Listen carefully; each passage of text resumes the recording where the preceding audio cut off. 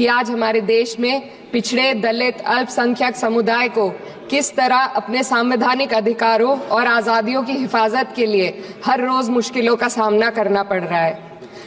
Doctor B.R. Ambedkar के कथन से अपनी बात रखना चाहती हूँ। उन्होंने कहा था, मुझे अपने भारतवर्ष पर फक्र है कि जिसके पास ऐसा संविधान है जो लोकतंत्र, समाजवाद और सेक्युलरिज्म को संजोता है। लेकिन आज ऐसा लगता है जैसे संविधान की किताब तो है, पर इसे चलाने वालों का ईमान गुम हो गया है। आज हिंदुस्तान में हर वर्ग को किसी न किसी चुनौती का सामना करना पड़ रहा है, मगर अल्पसंख्यक, खासतौर पर मुसलमानों पर जो कहर टूटा है वो किसी से छुपा नहीं है। ये लोग सिर्फ अपने मजहबी पहचान की वजह से निशाने पर हैं। संविधान का अनुच्छेद 15 कहता है कि किसी भी नागरिक के साथ धर्म, जाति या किसी और वजह से भेदभाव नहीं होना चाहिए, लेकिन हकीकत इसके उलट है। हालात इस कदर बिगड़ चुके हैं कि hate speech, mob lynching, bulldozer द्वारा घरों को गिराने की घटनाएं आम हो गई हैं, खास तौर पर उत्तर प्रदेश में, जहां ऐसा लगता है जैसे कानून के नाम पर जंगल राज चल रहा हो। संभल में जो हुआ वो सबके सामने है। पुलिस के संरक्षण में निर्दोष लोगों की हत्या की गई और सरकार ने चुप्पी साध ली। अल्पसंख्यकों पर हिंसा बढ़ती जा रही है, मगर सत्ता में बैठे लोग या तो आंखें मूंदे हुए हैं या फिर इन घटनाओं को बढ़ावा दे रहे हैं। हद तो तब हो जाती है जब न्यायपालिका की बात भी अनसुनी कर दी जाती है। सुप्रीम कोर्ट ने मॉब लिंचिंग पर 11 सूत्रीय निर्देश जारी किए थे। इसमें साफ कहा गया था कि राज्य सरकारें और पुलिस इस तरह की घटनाओं को रोकने और दोषियों पर सख्त कार्रवाई करने के लिए जिम्मेदार है, लेकिन आज भी इन निर्देशों पर अमल नहीं हो रहा है।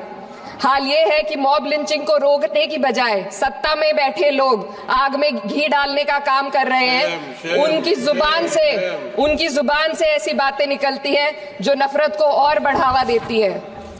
ये अशांति अब इतनी गहराई तक फैल चुकी है कि हमारे समाज के धर्मनिरपेक्ष चरित्र पर गंभीर सवाल उठ रहे हैं। साल की शुरुआत में ही कई राज्यों में दुकानदारों को अपने नाम बोर्ड पर लगाने के लिए मजबूर किया गया।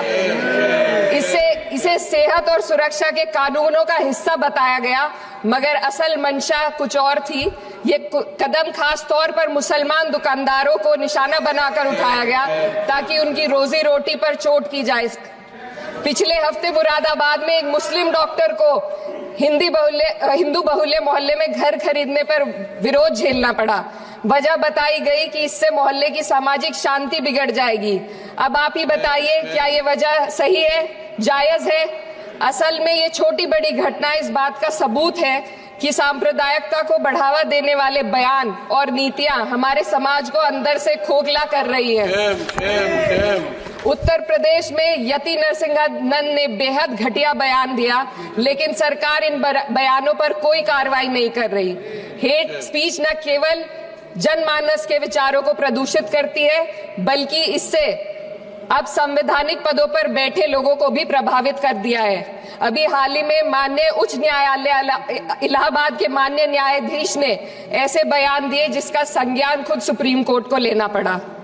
संविधान के अनुच्छेद 29 और 30 ने अल्पसंख्यकों को उनके मजहबी और सांस्कृतिक हक दिए हैं ताकि वो अपनी पहचान को बचा सके और अपने संस्थान चला सके, लेकिन आज उन्हीं हकों पर हर तरफ से चोट की जा रही है।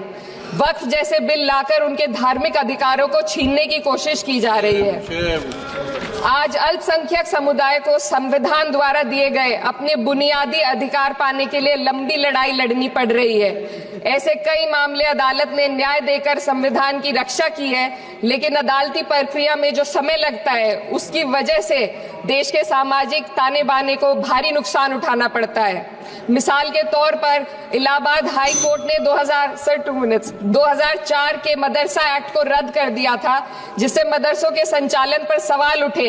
हालांकि सुप्रीम कोर्ट ने बाद में इस फैसले को पलट दिया और एक्ट को वैध करार दिया, लेकिन इस प्रक्रिया में जो समय लगा उसने अल्पसंख्यकों को बेचैनी और संघर्ष के दौर में डाला है। इसी कड़ी में प्लेसेस ऑफ वर्शिप एक्ट 91 भी आता है। और कई अन्य अधिकार, उन्हें भी इसी तरह अदालती लड़ाइयों में उलझाया जा रहा है। ये स्थिति न केवल अल्पसंख्यकों के अधिकारों की राह में रुकावट है, बल्कि justice delayed is justice denied जैसी कहावत को सिद्ध करती है। मैं इस सदन से दुनिया भर के अल्पसंख्यकों की आवाज उठाना चाहती हूँ, खास तौर पर हमारे पड़ोसी देश बांग्लादेश में अल्पसंख्यकों के साथ जो हो रहा है वे दिल को गहरे तक चोट पहुंचाने वाला है। उनकी जान माल की हत्या की जा रही है। बांग्लादेश हो या हिंदुस्तान हो या कोई और देश, अल्पसंख्यकों की सुरक्षा, इज्जत और अधिकारों की हिफाजत हर सरकार की सबसे पहली जिम्मेदारी होनी चाहिए। मैं इस सदन से अपने देश के अल्पसंख्यकों के साथ बांग्लादेश के पीड़ित अल्पसंख्यकों की आवाज को एक साथ उठाना चाहती हूँ। ये वक्त की पुकार है कि हम सब मिलकर ये सुनिश्चित करें कि किसी भी इंसान को उसकी पहचान या मजहब के कारण डरकर जीने पर मजबूर ना होना पड़े। जहां हक छीने जाते हैं वहां अमन खो जाता है। ये बात हर सरकार को समझनी चाहिए। अगर हम सच में अपने संविधान का सम्मान करना चाहते हैं तो हमें नफरत और भेदभाव को खत्म करना होगा।